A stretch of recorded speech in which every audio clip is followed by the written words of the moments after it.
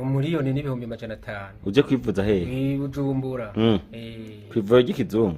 Kwivuriro ry'ikizungu ngo baje kumbaga. Bakubaga iki? Bambaje mu mafyigo, bambaje mu mitsi, niko dogiteri Kanyenyi yari yambwiye. Hanyuma baca bandangira ngaho ntuti ya bose. None ubona ndabagwa dasinzokira. Ntabumva ko ndi batakuvuye ingwara nyinshi.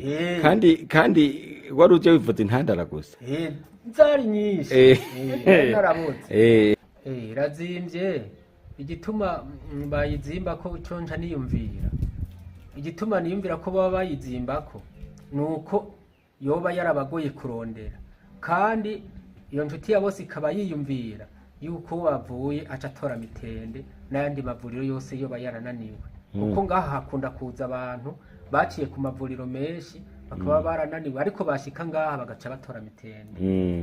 Ngo zirakona umugabo ntasubiye kurira uburiri. Yofasha gusumba iyindi niyi nyene yo ku ntuti ya bose. Ntuti ya bose kandi wavanganije imiti. None ubwa mbere ntiwumva yuko nayifata ari yonyene ntibikunde ko ntora n'akamitende na gatonya. Mugabo kakabamwo gatonya. Mugabo nk'ubwo nayivanze gahaca habamwo inguvu bigaca bigenda neza.